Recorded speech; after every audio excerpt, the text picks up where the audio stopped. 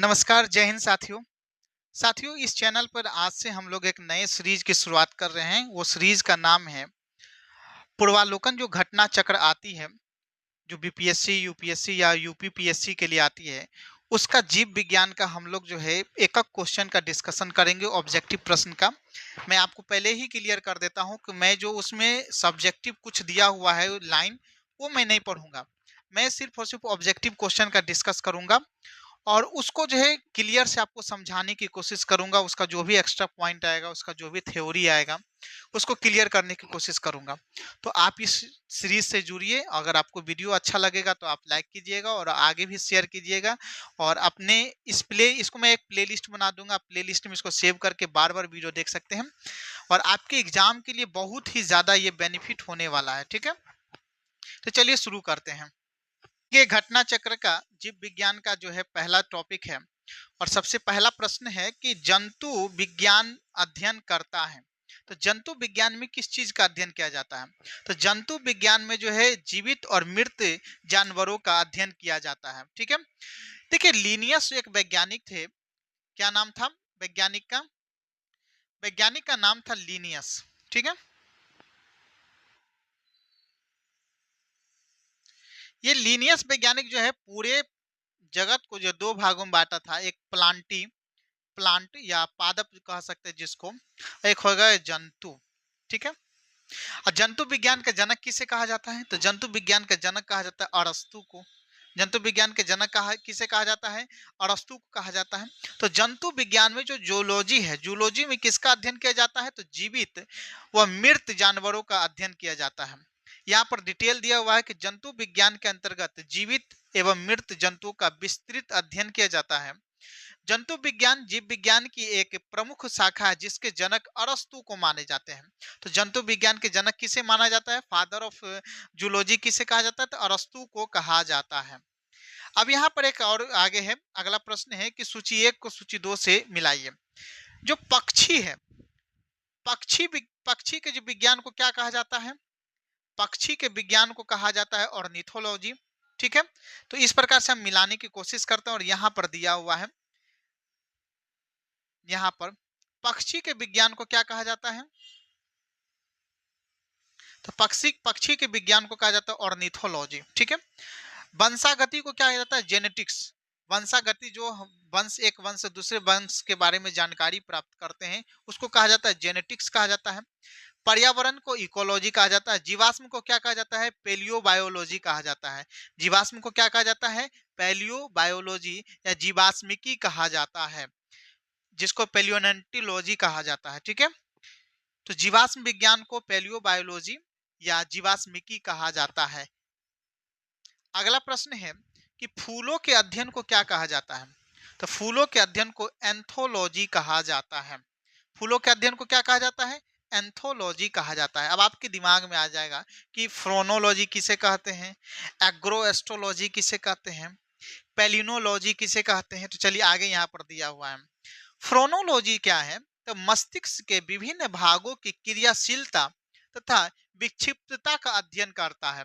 फ्रोनोलॉजी जो है मस्तिष्क से संबंधित है और मस्तिष्क के विभिन्न भागों के जो है क्रियाशीलता कैसे काम कर रहा है, उसमें जो कैसे अगर कोई भी आ, दिक्कत आ जा रही है तो उसके बारे में जो है हम लोग जब अध्ययन करते हैं तो उसको कहते हैं फ्रोनोलॉजी। एंथोलॉजी क्या कहलाता है? एंथोलॉजी फूलों का अध्ययन, जो कि ऊपर डिस्कस किए थे। एग्रो एस्ट्रोलॉजी किसे कहते हैं? तो घास से संबंधित अध्ययन को एग्रो एस्ट्रोलॉजी कहते हैं।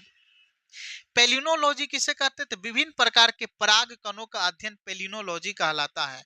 विभिन्न प्रकार के पराग कणों का अध्ययन क्या कहलाता है? तो पेलिनोलॉजी कहलाता है। आगे है कीटों का अध्ययन क्या कहलाएगा? तो कीटों का अध्ययन कहलाएगा एंटोमोलॉजी। कीटों का अध्ययन क्या कहलाएगा? एंटोमोलॉजी। और ये जो एडिशन हम लोग जो घटना चक्र का पढ़े 2026 का एडिशन है, याद रखिएगा। तो कीटों का अध्ययन क्या कहलाएगा? तो कीटों का अध्ययन कहलाएगा एंटोमोलॉजी। अब यहाँ पर जो आगे दिया हुआ है इक्थियोलॉजी क्या है? इक्थियोलॉजी मत्स्य की संरचना, कार्यकी इत्यादि का अध्ययन है। इक्थियोलॉजी मत्स्य की संरचना, कार्यकी इत्यादि का अध्ययन है। एंटोमोलॉजी किसका अध्ययन है? तो कीटों का अध्ययन है, वैज्ञानिक अध्ययन। कीटों का जब वैज्ञानिक अध्ययन करते हैं तो एंटोमोलॉजी कहते हैं। पैरासिटोलॉजी, पैरासाइट किसे कहते हैं? तो परजीवी को कहते हैं। तो परजीवों का अध्ययन पैरासिटोलॉजी कहला जाता है। मेलेकोलॉजी किसको कहते हैं? तो मोलास्का और इसके खोलों के अध्ययन को जो है, सेल्स को जो है मेलेकोलॉजी कहते हैं। मोलास्का और इसके सेल्स के अध्ययन को जो है मेलेकोलॉजी कहा जाता है। ठीक है। अगला प्रश्न है, निम्नलिखित में से कौन सा विषय जनसंख्या एवं मानव समुदाय के महत्वपूर्ण आंकड़ों के अध्ययन से संबंधित है? तो क्या हो जाएगा? जानकी। ये जो है किससे संबंधित है? जानकी। तो विषय विषय जनसंख्या से और मानव समुदाय के आंकड़ों से संबंधित है। अब आगे है पारिस्थितिक विज्ञान, क्या चीज से संबंधित? अनुवांशिकी और वायरस विज्ञान। तो पारिस्थितिक विज्ञान क्या चीज से संबंधित है? तो पारिस्थितिक विज्ञान जो है ना हमको इकोलॉजी से संबंधित है। अनुवांशिकी जेनेटिक्स से संबंधित है। वायरस विज्ञान क्या चीज से संबंधित? वायरस से संबंधित है। ये याद रखिएगा, पारिस्थितिक विज्ञान इकोलॉजी से, पारिस्थितिक तंत्र से, अनुवांशिकी विज्ञान अनुवांशिक से, और वायरस विज्ञान वायरस से संबंधित है। अब यहाँ पर जो जानकी जिसको कहा जाता है डेमोग्राफी, याद रखिएगा कि जनसंख्या का अध्ययन या उसके आंकड़ों से संबंधित, मानव समुदाय से संबंधित जो अध्ययन किया जाता है डेमोग्राफी, आप हिंदी में मत याद रखिएगा, इंग्लिश में याद रखिएगा, डेमोग्राफी कहा जाता है। इसके अंतर्गत जनसंख्या एवं मानव समुदाय के समस्त निर्धारक तत्वों तथा उनके परिणामों का अध्ययन किया जाता है।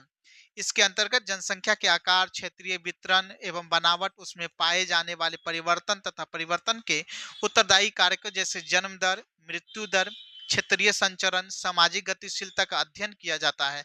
अर्थात इसके अंतर्गत जनसंख्या के गुणात्मक एवं परिणात्मक दोनों ही पक्षों का अध्ययन व विश्लेषण किया जाता है डेमोग्राफी में।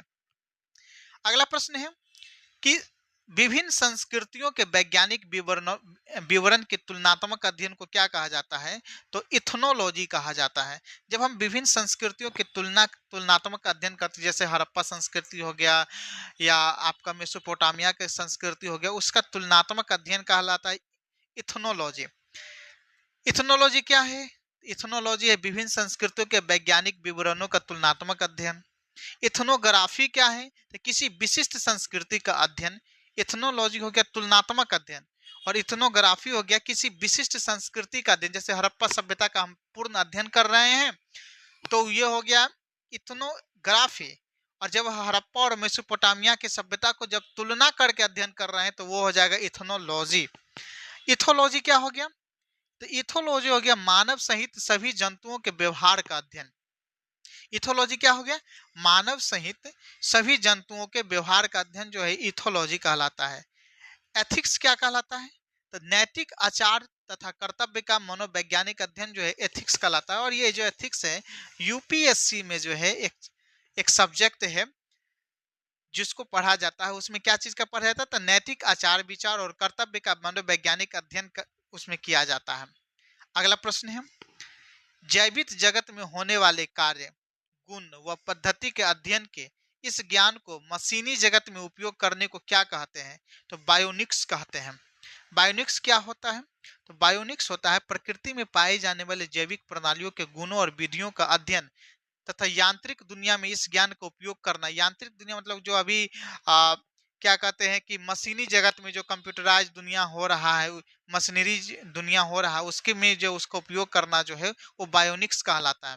तो प्रकृति में पाए जाने वाले जैविक प्रणालियों के प्रणाली के गुणों और विधि का अध्ययन तथा यांत्रिक दुनिया में इसका ज्ञान का उपयोग बायोनिक्स कहलाता है। अब बायोनोमिक्स देखिए, याद रखिएगा बायोनिक्स। अब बायोनोमिक्स क्या है? तो जीवधारियों का उनके वातावरण के साथ संबंध का अध्ययन जो है बायोनोमिक्स कहलाता है। जैसे देखिए, मानव जो है, मानव जिस वातावरण में रहता है, जैसे मानव के वातावरण में क्या होना चाहिए? ऑक्सीजन होना चाहिए, बहुत सारा नाइट्रोजन भी होना चाहिए, कार्बन डाइऑक्साइड भी होना चाहिए। तो मानव के वातावरण का जो अध्ययन किया जाएगा वो क्या किस चीज में आ जाएगा? तो बायोनोमिक्स में। मतलब जो जीवधारी जिस वातावरण से संबंधित है, जिस वातावरण में रह रहा है, उसके अध्ययन को क्या कहा जाएगा? बायोनोमिक्स कहा जाएगा। आगे है बायोनोमिक। बायोनोमी किससे संबंधित? जीवन के नियमों के अध्ययन को बायोनोमी कहा जाता है। बायोनोमी किससे संबंधित? जीवन के नियमों के अध्ययन को बायोनोमी कहते हैं। बायोमेट्रिक किससे संबंधित है? बायोमेट्री तो गणित और सांख्यिकी के तकनीकों द्वारा जीव विज्ञान का अध्ययन बायोमेट्री कहलाता है। गणित और एस्थेटिक्स, सांख्यिकी में होता है एस्थेटिक, तो गणित और एस्थेटिक के तकनीकों द्वारा जीव विज्ञान का अध्ययन क्या कहलाता है? बायोमेट्री कहलाता है। पैलियो वनस्पति के अंतर्गत अध्ययन करते हैं। पैलियो वनस्पति के अंतर्गत किसका अध्ययन करते हैं? तो इनमें से कोई नहीं। अब यहाँ पर देखिए, पैलियो वनस्पति को क्या कहा जाता है? पैलियो बॉटनी कहा जाता है। पैलियो वनस्पति को क्या कहा जाता है? Palaeobotany. और इसके अंतर्गत पादप जीवाश्म के अध्ययन किया जाता है।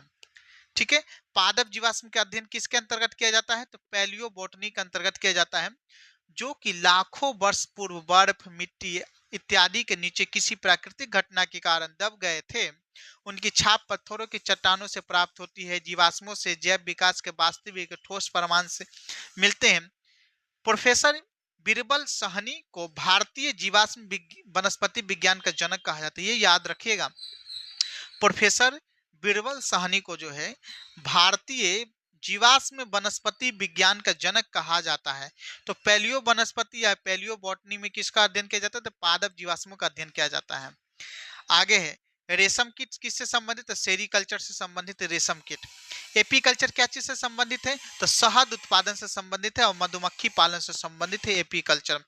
हॉर्टिकल्चर किससे संबंधित है? पुष्प एवं फल देने वाले पौधे के अध्ययन से संबंधित है हॉर्टिकल्चर। पुष्प एवं फल देने वाले पौधे के अध्ययन से संबंधित है हॉर्टिकल्चर। सेरीकल्चर किससे संबंधित है? तो कच्चे रेशम के उत्पादन हेतु रेशम के कीट का पालन करना सेरीकल्चर से संबंधित है। सेरीकल्चर किससे संबंधित है? तो कच्चे रेशम के उत्पादन हेतु रेशम कीट का पालन सेरीकल्चर। फ्लोरिकल्चर सजावट के लिए काम आने वाले पुष्पों का अध्ययन फ्लोरिकल्चर कहलाता है। ठीक है, मधुमक्खी का उपयोग किया जाता है एपीकल्चर में। मधुमक्खी का उपयोग किया किस में किया जाता है? तो एपीकल्चर में। एपीकल्चर किससे संबंधित है? तो एपीकल्चर जो है मधुमक्खी पालन से संबंधित है। निम्नलिखित में से कौन सा एक सही सुमेलित नहीं है? फूलों की खेती करना। फूलों की खेती करना यहाँ पर आपको बताए थे फ्लोरिकल्चर, सजावट फूलों के लिए काम आने वाले पुष्पों का अध्ययन। ठीक है, तो यहाँ पर कौन सही नहीं है? यहाँ पर देखिए, फूलों की खेती करना फ्लोरिकल्चर कहलाता है, ये सही है। फूलों का खेती करना फ्लोरिकल्चर कहलाता है, ये आपका सही है। फसलों का खेती करना एग्रोनॉमी कहलाता है, ये भी सही है। फसलों का खेती करना एग्रोनॉमी कहलाता है, ये भी सही है। अब यहाँ पर है सब्जियों का खेती करना हॉर्टिकल्चर, ये गलत है।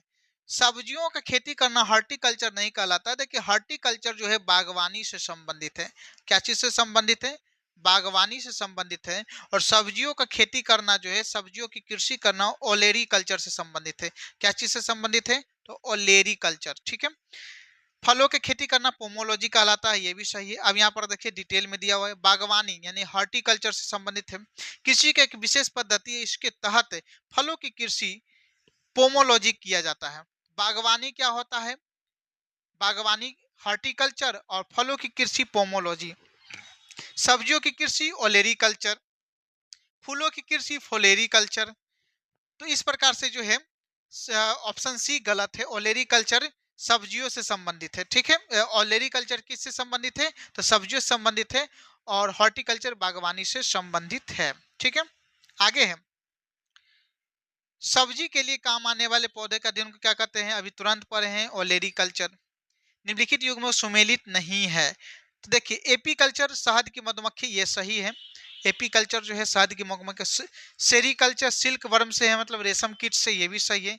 पीसी कल्चर लाख का कीड़ा से, पीसी कल्चर लाख के कीड़ा से नहीं है, मछली पालन से है। क्या चीज से है? मछली पालन से है पीसी कल्चर। हॉर्टिकल्चर फूल से संबंधित, ये भी सही है। तो पीसी कल्चर मछली पालन से है। ठीक है, अन्य प्रश्न युग्म सुमेलित है। आगे बढ़ते हैं, करा के निम्नलिखित में से कौन सी जोड़ी सुमेलित है? तो ऑप्शन नंबर ए सही है। लेक्सिकोग्राफी शब्दकोश का संकलन। लेक्सिकोग्राफी क्या कहलाता है? शब्दकोश का संकलन कहलाता है। ठीक है, ये सही है।